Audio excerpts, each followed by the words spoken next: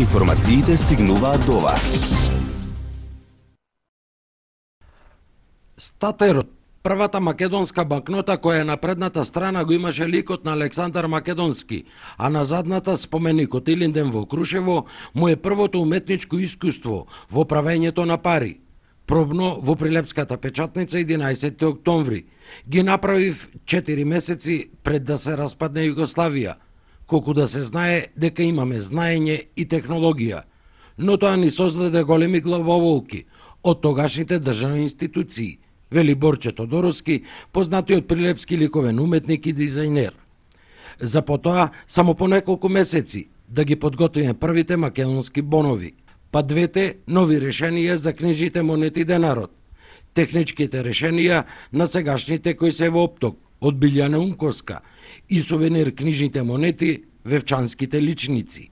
Заборавен од луѓето кои се крстеа во неговата умешност и во неговите решенија од пред 20 години, без работа е 8 години, но со неуморен и непоколеблив уметнички дух, Тодоровски наутро бери тутун, а навечер во станот црта икони, што ги красат православните домови и цркви.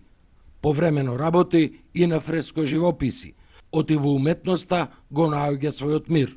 Да, бара душа, посебно, и тоа стварно го работам од срце, и кога ќе почнем да ја работам или ја цртаме на икона, јас не ја оставам едноставно дури не ја нацртам.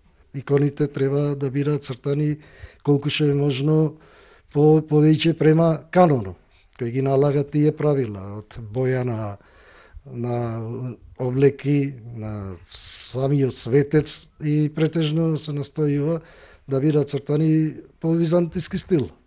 Да се нацрта светец, а човек да ја почувствува неговата светост и сила, значи да се твори со љубов, со трпение. Јас, пример, најмалку време што можам да потрошам за една икона е од ден на недела, а некои дури ги работам и по 2-3, па и месец дена, ако зависи. Претежно е во ореолите, се користам така некои техники како гравирање на ореоло со чингелајче на позлата.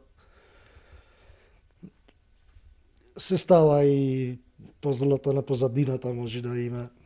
Борче се радува на возобновените иконостаси во манастирот Света Недела во селото Стровија, во црквата Свети Димитрија во Варош, на иконите од Мајката Божја Богородица и Синот Божи Исус Христос, кои се во македонските цркви во Германија и Америка, но тагува за прифатените уметнички решенија на македонскиот денар со ликовите на македонскиот цар Самоил, на Гоце Делчев, на Никола Карев, на Кочо Рацин и брајката Миладиновци, кои не беа отпечатени, а македонскиот народ до денеска ги нема видено и не знае колку се убави. Толку многу, вели Тодоровски, колку што е убава и со културни вредности богата нашава Македонија.